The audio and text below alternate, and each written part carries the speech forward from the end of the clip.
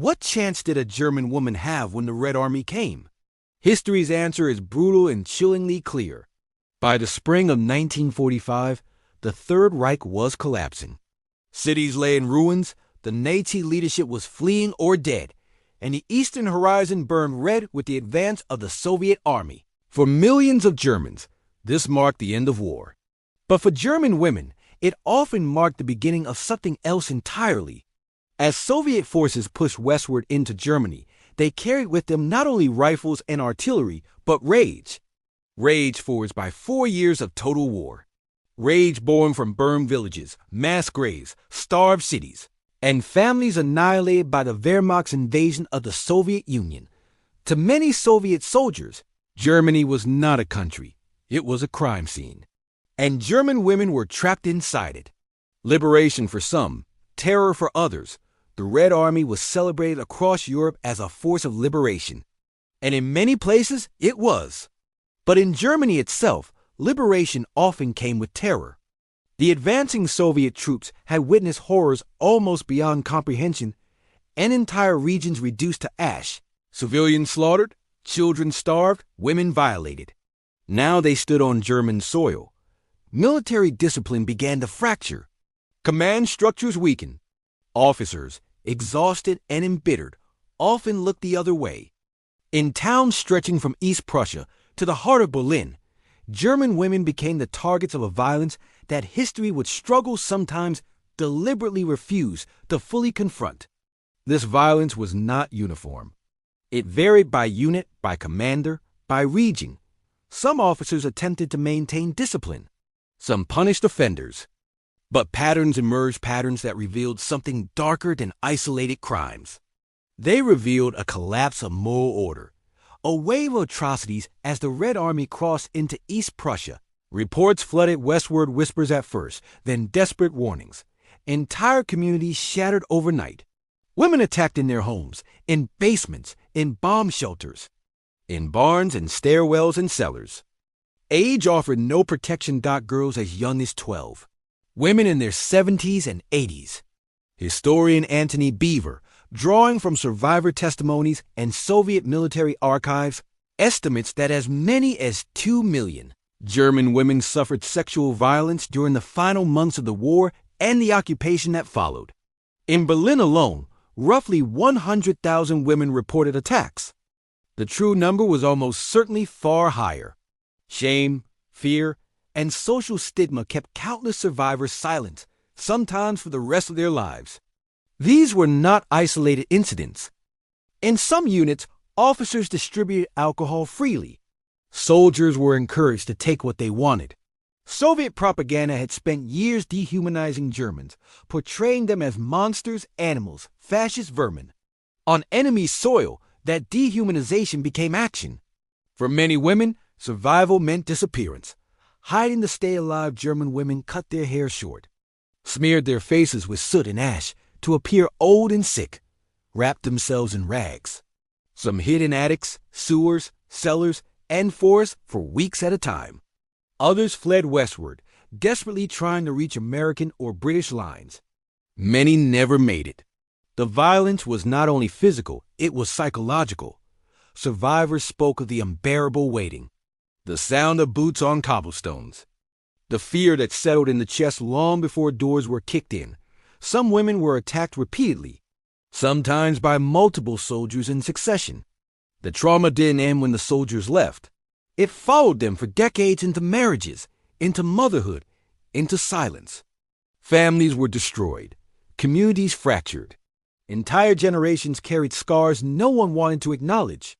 Law without enforcement officially, Soviet military law forbade violence against civilians. Orders and directives stated clearly that such crimes were punishable. In rare cases, soldiers were court-martialed or even executed. But these cases were exceptions.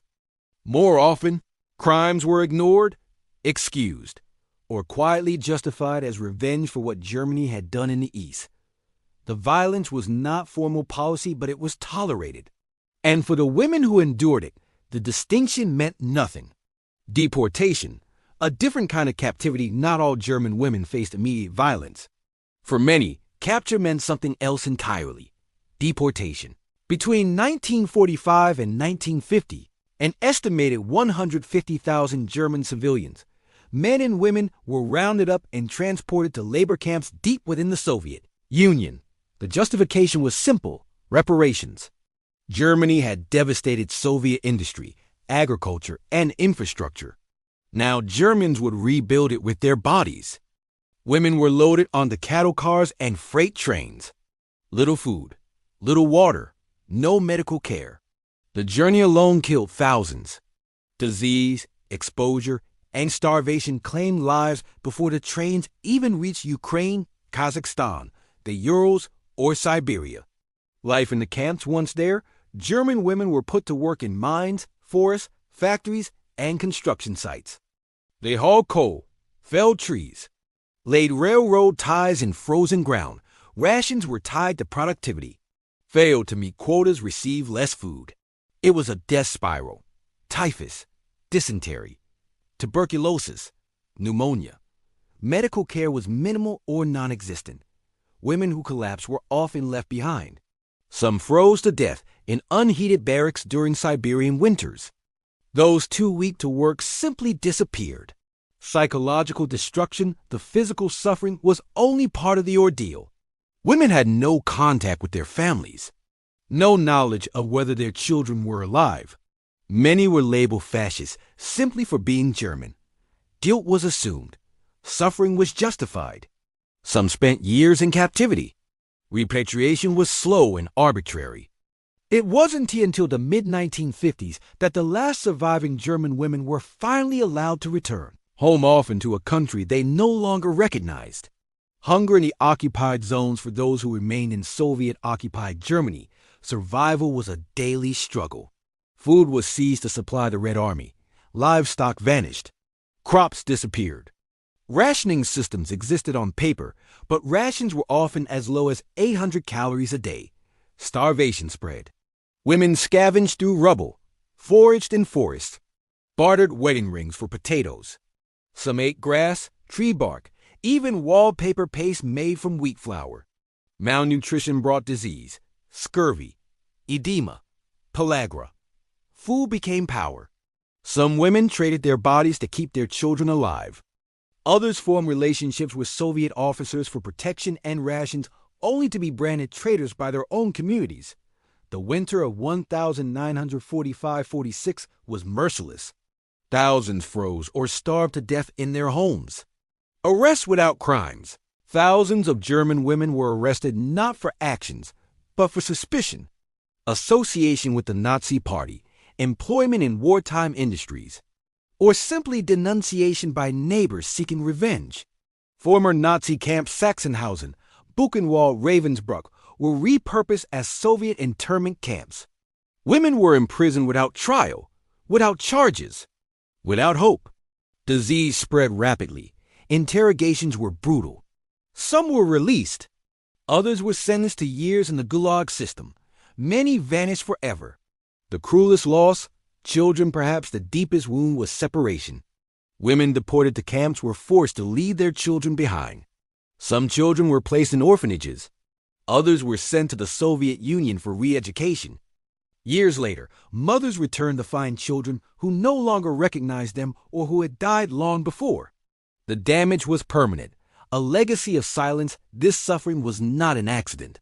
It was the consequence of total war, of vengeance unchecked, of justice blurred into revenge. The fate of German women after Soviet capture exposes how quickly humanity collapses when morality is subordinated to power. Their stories live on in silence, in unmarked graves, in generational trauma, and in the uncomfortable question history still avoids: who gets remembered and who is erased? As German writer Keith Kollwitz, who lost her own son to war, once wrote, "War is an act of faith in the stupidity of humanity."